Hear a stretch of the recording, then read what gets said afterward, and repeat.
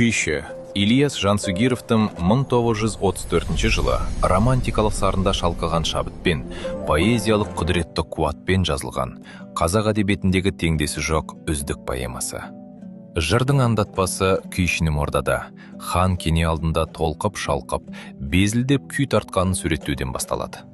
Күңіренген бір мұңды күй даланы алды, табиғат тып-тыныш бола қалды. Қырдағы қоян құлан құлақ тігіп, қамыстан жолбарысты аңыранды.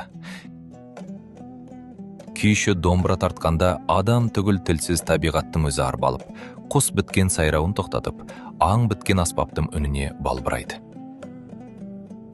Күйге осылайша қорғасындай балқып, майша еріп отырғанда, Қарашаш хан шәкіріп келіп, күйдің дәмін бұзады. Ол күйшіні өз қарамағына алмаққа хан кенеден өтініш сұрайды. Хан ордасына келгенге дейін басы азат, бойы бостандықта еді. Сол қылдатып күй төгіп, шалқып отырған күйші әп-сәтте басы байлаулы, қолы матаулы құлға айналды. 90 күйден 9 тартыста есіне түсіре алмай қиналған күйші ханша алдындағы кіріптарлығын ойлап уайымдайды. Бірақ айырылды күйші есінен қызды көріп. Домбыра әлі күнге жөнделмейді, күйлер жоқ. Қыздың көркі көлбендейді. Бірақ тәтті күйді, асық сезінді түн торған бір сумақай көлеңге тас талқан етеді. Өңмен түстің арасында жүрген ақ отауда қаһарлы Қарашаш ханшаның арыстандай ақырған ашулы үні шықты.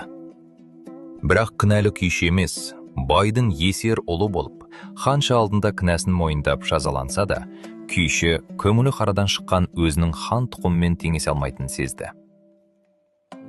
90 күйді қанша айналдырып шертсе де, тәтті күйдің ырғағына түсе алмайды. Күйшіге қыз енді адам емес, әбжыландай аққу емес, домыздай көрінеді. Қыздан құтылудың, басына еркіндік алудың қамына көшеді.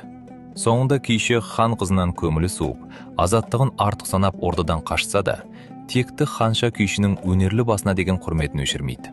Амалсыз өнер алдында хан басын иіп, қараның кілеуін беріп, өнерді торда ұстап қорламай, кең сахараға еркін самғауға рұқсатын береді.